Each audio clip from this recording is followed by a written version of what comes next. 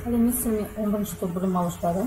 Бүгінгі біздің сабағымыз алгебра және анализ бастамалары. Сабақтың тақырыбы нақты санның n-ші дәрежелі түбірі және оның қасиеттері. Сабағымыздың бағалау критерийі білімділігі, ойлау жылдамдығы, математикалық тілі, жекелей жұмыс жасауы. Сабақ мақсаты нақты сандардан алынған түбірлері мен оның қасиеттері туралы білімдеріңді тереңдетесіңдер. Осы қасиеттерді есеп шығаруда қолдануды үйренесіңдер. Мектеп бағдарламасын есіңізге түсірейік.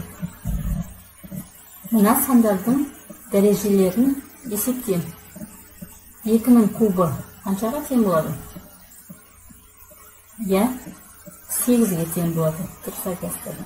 Келесі 3-тің 4-ші дәрежесі 81-ге тең, 6-нің квадраты 36-ға тең, 15-тің квадраты 225-ге тең.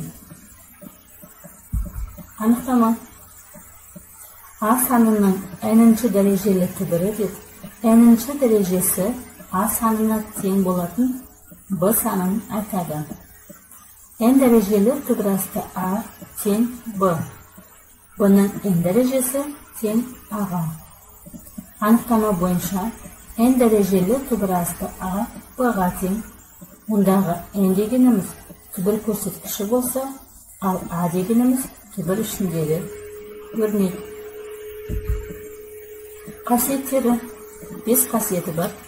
Бірінші қасиеті n дәрежелі түбірасты А көбейту Б тең болады n дәрежелі түбірасты А көбейту n дәрежелі түбірасты Б.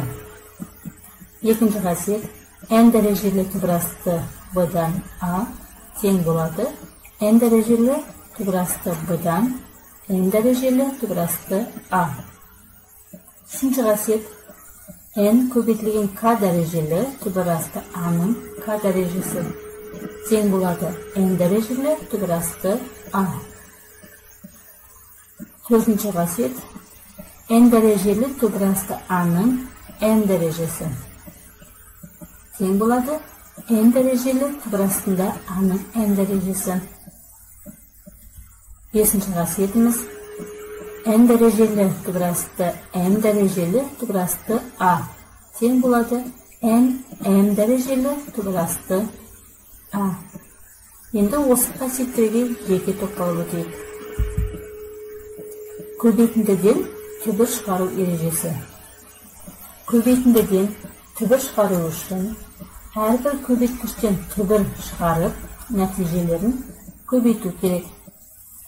Мысал қарастырайық. 3-ші дәрежелі түбірасты 1000 көбейту 64 көбейту -27 тең болады. Формулаға салатын болсақ, әрқайсысын жеке-жеке түбірге аламыз.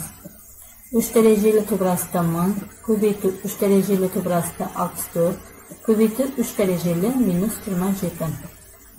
Бұл жерде ескере кететін жайт, теріс санымыз түбірастынан шығады, егер түбір көрсеткішінің мәні тақ сан болатын болса.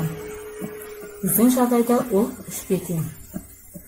Сонымен есептің мәні 3 дәрежелі түбірасты 1000 ол 10-ға тең. Себебі 10-ның кубы 1000-ға тең. Көбейту 4 көбейту -3 тең -120-ға. Бөлшектен түбір шығару ережесі. Бөлшектен түбір шығару үшін алымынан және бөлімінен жеке түбір шығарып, алымының нәтижесін бөлімінің нәтижесіне бөлу керек. Мысал, 3 дәрежелі түбірасты 8 бөлу 3 дәрежелі түбірасты 125. Бөліндіні бөлшек түріне жазамыз. 3 дәрежелі түбірасты 8 2-ке тең, ал 3 дәрежелі түбірасты 125 5-ке тең. Есептің мәні 5-тен 2. Түбірдің дәреже көрсеткіші мен түбір таңбасының ішіндегі өрнектің көрсеткішін қысқарту ережесі. Келесі мысалымыз 6 дәрежелі түбірасты 8 тең болады 6 дәрежелі түбірасты 2-нің кубы. 2-нің кубы дегеніміз 8-ге тең. 6 мен 3-ті қысқартамыз 3-ке. Тең болады түбірасты 2. Төртінші қасиетіміз түбірді дәрежеге шығару ережесі. Түбірді дәрежеге шығару үшін түбір таңбасының ішіндегі өрнекті осы дәрежеге шығару керек. Келесі мысалымыз түбірасты 3-тің 4 дәрежесі тең болады түбірастында 3-тің 4 дәрежесі тең болады 3-тің 4 дәрежесі 81-ге тең. Ал 81 түбірастынан 9-ға тең болады. Соңғы қасиетіміз түбірден түбір шығару. Түбірден түбір шығару үшін түбір таңбасының ішіндегі өрнекті өзгеріссіз қалдырып, көрсеткіші берілген екі түбірдің көрсеткіштерінің көбейтіндісіне тең түбірден шығару керек. Мысал, 3 дәрежелі түбірасты 64 тең болады 6 мен 6-ға тең. 6 дәрежелі түбірасты 64 тең 6 дәрежелі түбірасты 2-нің 6 дәрежесі ол 2-ге тең. Сәйкестендіру тесті. Дұрыс жауабын тап. Сәйкестендіру тестінің қалай орындау керек екенін сіздер білесіздер. Бастаңыздар. Тесті орындап болсақ, онда оқулықпен жұмыс. Деңгейлік тапсырмалар орындайық. А деңгейіндегі 75-ші жаттығудың 1-ші және 3-ші есебін орындайындар. Б деңгейіндегі номері 81-ші жаттығудың 1-ші және 3-ші есебі және С деңгейіндегі номері 85-ші жаттығудың 1-ші есебін орындайық.